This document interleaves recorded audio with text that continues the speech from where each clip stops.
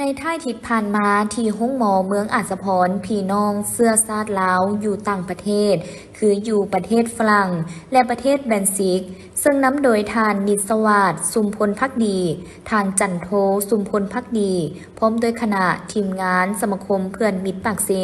ได้นำเอาเครื่องช่วยเหลือประเภทเครื่องมืออุปกรณ์การแพทย์จำนวนหลายรายการมามอบให้แก่ห้องหมอเมืองอาสาพรแขวงสวรรณเขตโดยมีทานกล่องแลอ่อนจันทลือไซรักษาการเจ้าเมืองอาสาพรทานนางผู้ทรแก้วผู้วงห้องประธานสภาประชาชนแขวงสวรรณเขตมีประธานคณะกรรมการวัฒนธรรมสังคมและบรรดาเผ่าสภาประชาชนแขวงหัวหน้าห้องการอ้อมขังเมืองพร้อมด้วยแขกดึกเซินเข้าห่วมสำหรับอุปกรณ์การแพทย์ที่พี่น้องคนเสื้อซาดลาวอยู่ต่างประเทศก็คืออยู่ประเทศฝรั่งและประเทศแบนซิกนำมามอบให้แก่ห้องหมอเมืองอัสสพรในครั้งนี้เป็นอุปกรณ์การแพทย์มือสองประกอบมีเตียงนอนคนเจ็บ21หน่วยและอุปกรณ์การแพทย์อีกจำนวนหนึ่งคิดเป็นมูลค่า24,800 กว่ายูโรซึ่งได้รับการช่วยเหลือลาจากฟาร์มเขตโอเวเยประเทศฝรั่งโดยแม่นทานนิสวาสสุมพลภักดีได้กล่าวมอบเครื่องช่วยเหลือดังกล่าวให้สภาประชาชนแขวงซึ่งเป็นเกียรติกล่าวรับโดยทานนางผู้ทรแก้วผู้วงและได้มอบต่อให้แก่ห้องหมอเมืองอัสสพรได้เป็นคุ้มครองนำไส้ต่อไปซึ่งตั้งหน้ากล่าวรับโดยทานกองแลอ่อนจันทลือไซโดยทรงหน้าแขกทุกภาคส่วนที่ได้เข้าร่วมในพิธีโอกาสนี้ดร.ขันไซบุตรดาวงศ์หัวหน้าห้องการสาธารณสุขก็ได้รายงานให้รู้ว่าห้องการสาธารณสุขมีพนักงานนักกรทั้งหมด74คนหญิง46คนห้องหมอเมืองสั่งตั้งขึ้นในปี1993เป็นห้องหมอที่บ่สามารถผ่าตัดได้มีอาคาร1หลังมีห้องนอนคนเจ็บ2ห้องมีเตียงนอน13เตียงห้องเฮ็ดเวียก5ห้องนักคนละวิจันทร์ผ่านบุญ4กองบุตรห้องประธานองค์การกวดการรัฐนักคนละวิจันทร์ได้รายงานในกองประชุมสมัยสามัญที่10ของสภาประชาชนนักคนละวิจันทร์สุดที่4ในวันที่17ธันวาคม2025นี้ว่าองค์การกวดการนักคนละวิจันทร์วางคาดหมายสู่ชนในปี2026โดยต้องรับประกันให้คณะกวดการและผู้กวดการแต่ละคันสามารถเคลื่อนไหวเป็นเสนาธิการให้แก่คณะพรรคองค์การปกครองนักคนละวิจันทร์ภายในการต่างๆในการติดตามกวดการสุกยูการปฏิบัติหน้าที่การเมืองการพันขยายแนวทางของพรรคปฏิบัติกฎระเบียบของพรรคกฎหมายของรัฐและแผนพัฒนาเศรษฐกิจสังคมการปฏิบัติแผนงบประมาณการลงทุนของรัฐอย่างถูกต้องเฮ็ดให้ภายในพรรครัฐองค์การจัดตั้งมหาชนมีความเข้มแข็งมั่นคงยืนยงโปร่งใสขึ้นเทอละก้าวต้องรับประกันในการปรับปรุงกงจากการจัดตั้งทางด้านโครงประกอบบุคลากรและภาระบทบาทของคณะกวดกาหากทานขณะการกวดกาภารการต่างๆจัดตั้งขึ้นใหม่บางภารการที่ถือโฮมกับภาคส่วนอื่นยกสูงคุณภาพและปริมาณเวกงานกวดกาให้ถึกตามทิศชี้นำและนิติกรรมของคณะกวดกาศูนย์กลางภาค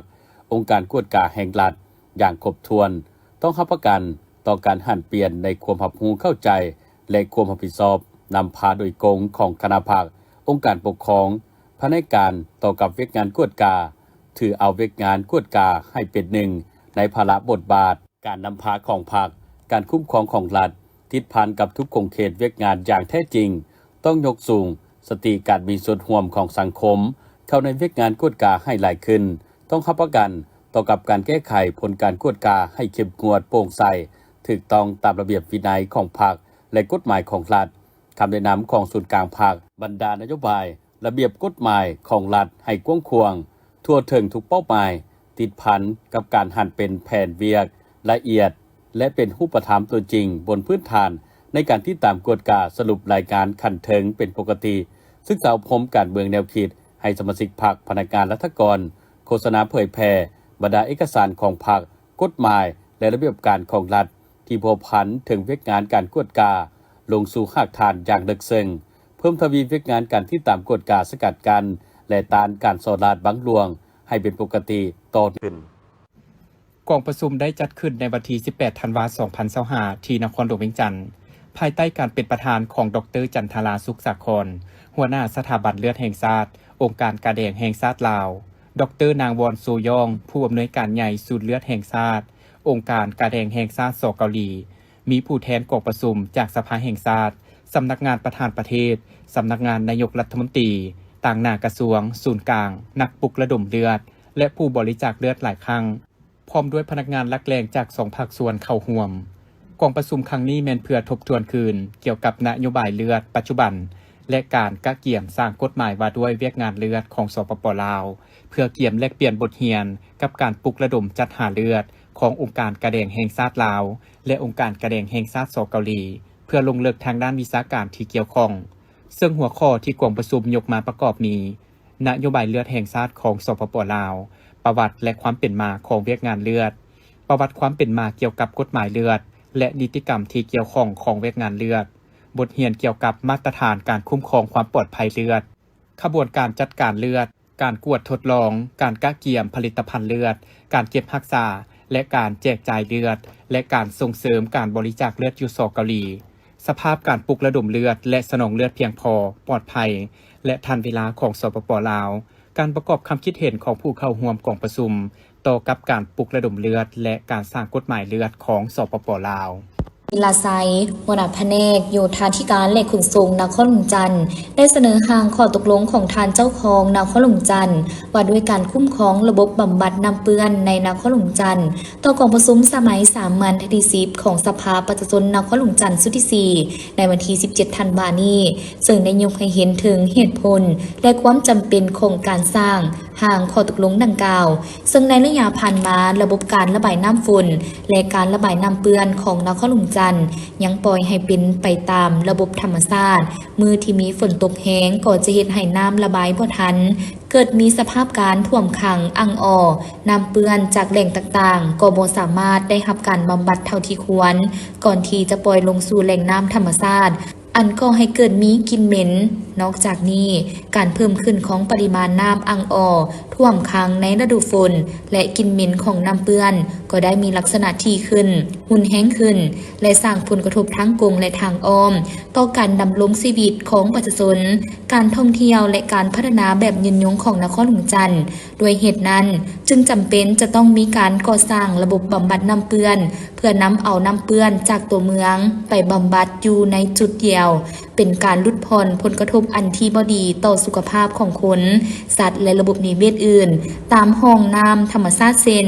ห้องแก้ห้องแสงและบ่อนอื่นๆคาดคะเนผลได้รับภายหลังขอตกลงถึกหับห้องเป็นบ่อนอิงให้แก่แผนกการที่เกี่ยวข้องคณะกรรมการปกครองเมืองตาแสงและสังคมทั่วนครหลวงจันทร์ได้นำไปใช้ในการคุ้มครองรัฐคุ้มครองสังคมในวิกงานระบบบำบัดน้ำเปื้อนปกปักรักษาสิ่งแวดล้อมน้ำให้มีประสิทธิภาพและประสิทธิผลประชาชนทุกสั้นคนองค์การจัดตั้งทุกภาคส่วนทางรัฐเอกชนและบรรดาหัวหน่วยธุรกิจให้มีความรับรู้เข้าใจ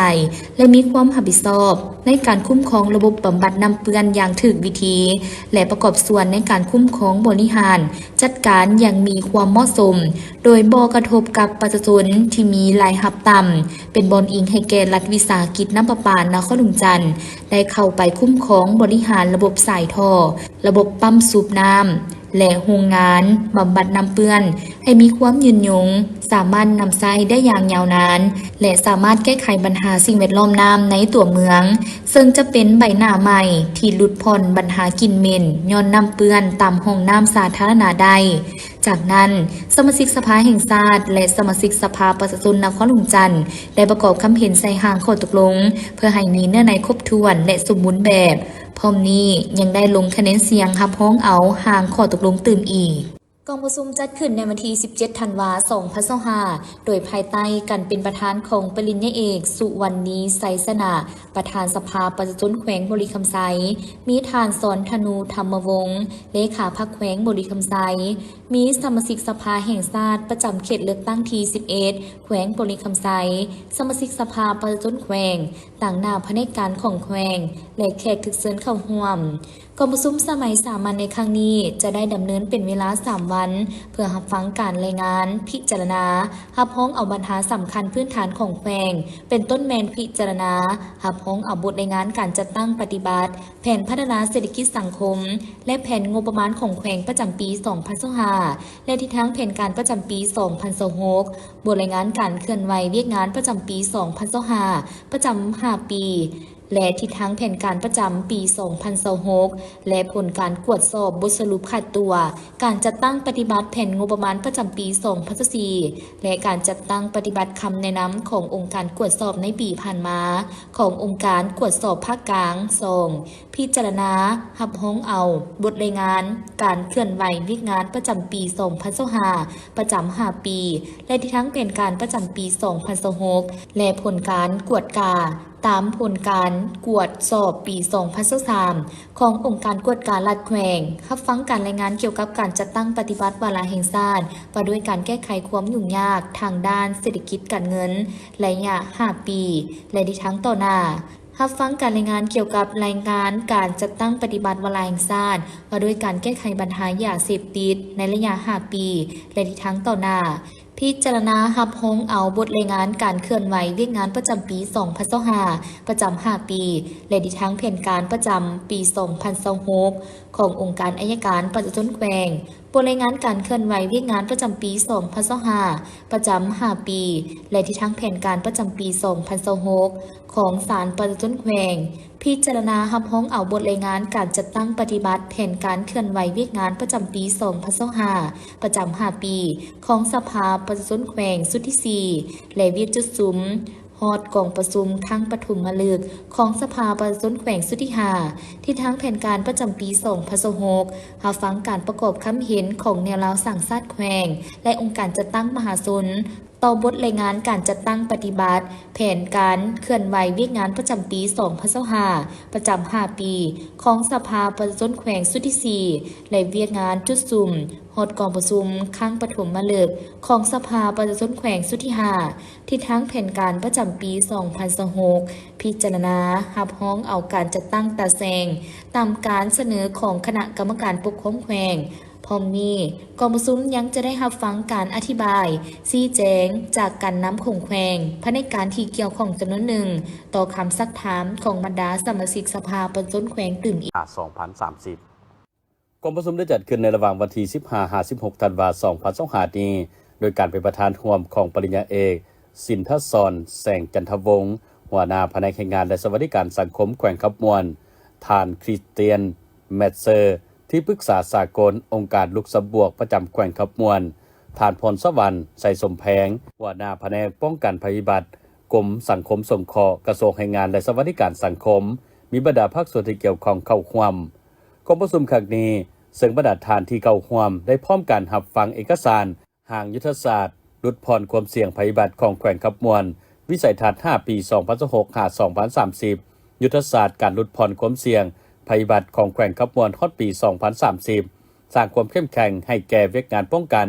และลดผ่อนความเสี่ยงภัยพิบัติพัฒนาและสร้างความเข้มแข็งให้แก่เวกงานคุ้มครองภัยพิบัติและการปฏิบัติให้การช่วยเหลือฉุกเฉินสร้างความเข้มแข็งให้แก่เวกงานการฟื้นฟูหลังภัยพิบัติสร้างความเข้มแข็งให้แก่การคุ้มครองบริหารเวกงานภัยพิบัติอย่างมีประสิทธิภาพและประสิทธิผลกองประชุมได้พร้อมกันแบ่งเป็นกลุ่มคนครัวปรึกษาหารือประกอบคำคิดคับเห็นโดยเล็งใส่ขอบแผนงานว่าด้วยการลดผ่อนความเสี่ยงภัยพิบัติ 2026-2030 ขั้นตอนการดำเนินการสร้างยุทธศาสตร์ภายใต้การชี้นำของคณะกรรมการห่างยุทธศาสตร์แขวงว่าด้วยการลดผ่อนความเสี่ยงภัยพิบัติที่ประกอบมีแผนกแรงงานและสวัสดิการสังคมบรรดาแผนกการที่เกี่ยวข้องของรัฐองค์การจัดตั้งมหาชนที่ได้ให้การสนับสนุนช่วยเหลือทางด้านข้อมูลและวิชาการโดยได้ดำเนินการศึกษาคนครัวประเมินด้วยการเก็บกำข้อมูลและวิจัยแหล่งข้อมูลที่เกี่ยวข้องทางด้านโครงสร้างและเนื้อในของยุทธศาสตร์มีความเหมาะสมตามแบบฉบับของสาธารณรัฐประชาธิปไตยประชาชนลาวซึ่งในเนื้อในที่ชัดเจนสอดคล้องกับนโยบายและแผนพัฒนาเศรษฐกิจสังคมของแขวงและแผนพัฒนาของบรรดาข้าราชการที่เกี่ยวข้องทั้งสามารถเชื่อมโยงกับภาคพื้นและสากลยุทธศาสตร์ฉบับนี้ประกอบด้วยวิสัยทัศน์และเป้าหมายฮอดปี 2035 ในแต่ละจุดประสงค์ก็ได้กำหนด บรรดาหน้าเวียกจุดซุ่มที่จะได้เอาใจใส่ปฏิบัติในระยะ 2026-2030 ท่านปัญญามณีวงศ์หัวหน้าห้องการคุ้มครองและบริการตัวเมืองเวียงจันทน์หรือคบต.ได้ตากหน้าให้องค์การปกครองนครหลวงเวียงจันทน์ได้ชี้แจงต่อคำซักถามของสมาชิกสภาแห่งชาติประจำเขตเลือกตั้งที่1นครหลวงเวียงจันทน์และสมาชิกสภาประชาชนนครหลวงเวียงจันทน์ในกองประชุมสมัยสามัญที่10ของสภาประชาชนนครหลวงเวียงจันทน์สุดที่4ในวันที่16ธันวาคม2025นี้ภายใต้การเป็นประธานของทานอนุภาพตูนารมณ์ประธานสภาประชาชนนครหลวงเวียงจันทน์สำหรับการคุ้มครองห้องระบายน้ำในนครหลวงเวียงจันทน์โดยเฉพาะห้องน้ำสักห้องทองและห้องแสงระยะผ่านมาองค์การปกครองนครหลวงเวียงจันทน์ก็คือห้องการคุ้มครองและบริการตัวเมืองเวียงจันทน์ได้สมทบกับภาคส่วนที่เกี่ยวข้องเป็นเจ้าการในการคุ้มครองติดตามกวดกาปกปักรักษาซ่อมแปลงและได้เฮ็ดอนามัยรวมห้องระบายน้ำในนครหลวงเวียงจันทน์เป็นต้นห้องน้ำสักห้องแสงและห้องทองเพื่อห้องหับปริมาณน้ำจากครัวเรือนชุมชนห้องหับปริมาณน้ำฝนในฤดูฝนหลีกเลี่ยงปัญหาน้ำอังในตัวเมืองก็คือการต้านท่วมแต่ยังเห็นว่าการคุ้มครองปกปักรักษาระบบห้องระบายน้ำในตัวเมืองยังพบปัญหาความยุ่งยากในหลายด้านติดพันกับการมีส่วนร่วมของทุกภาคส่วนในสังคมโดยเฉพาะยังมีสภาพการบุกรุกเซ็นการปลูกสร้างความเขตสงวนของห้องระบายน้ำถมดินตัดแล้วการไหลของน้ำการทิ่มขี้เหงื่อหรือสิ่งเศษเรือลงใส่ห้องน้ำเฮ็ดให้มีความยุ่งยากในการอนามัยนอกจากนี้การปล่อยน้ำเปื้อนจากครัวเรือนชุมชนที่บ่ได้ผ่านการบำบัดปล่อยโดยกงลงสู่ห้องระบายน้ำเกิดผลกระทบทางด้านสิ่งแวดล้อมพร้อมเดียวกันนั้นก็ยังมีการพัฒนาโดยนำใช้พื้นที่ห้องดำเนินกิจการต่างๆเฮ็ดให้สร้างความยุ่งยากในการอนามัยลวงห้องและปัญหาอื่นๆต่อกับปัญหาดังกล่าวองค์การปกครองนครหลวงเวียงจันทน์ถือเป็นปัญหาที่สำคัญในการแก้ไขโดยได้มอบให้บรรดาภาคส่วนที่เกี่ยวข้องเป็นต้นแผนกโยธาธิการและขนส่งนครหลวงเวียงจันทน์ออกหนังสือแจ้งการถึงภาคส่วนผู้พัฒนาได้รับทราบและเข้าใจในการจัดตั้งปฏิบัติการคุ้มครองปกปักรักษาการอนามัยลวงห้องโดยเฉพาะระยะผ่านมาได้ลงแนะนำทางด้านเทคนิคกำหนดเปิดจุดลงอนามัยและต้องเฮ็ดอนามัยจากหน่อย1ครั้งต่อปีพร้อมทางได้สมทบกับองค์การปกครองเมืองบ้านโฆษณาเผยแพร่บรรดานิติกรรมจิตพันกับการปกปักรักษาการมีส่วนร่วมรวมทั้งข้อห้ามก็คือมาตรการต่อกับผู้สร้างผลเสียหายต่อห้องระบายน้ำคนครัวศึกษากลไกการแก้ไขสภาพน้ำเปื้อนที่ส่งผลกระทบทางด้านสิ่งแวดล้อมเช่นแผนการดูดน้ำคลองเข้าคลองระบายน้ำเพื่อเป็นการล้างห้องระบายน้ำในฤดูแล้งซึ่งมี3จุดคือจุดบ้านอากาศจุดปากประสากและจุดโฮงแฮมแลนด์มาร์ค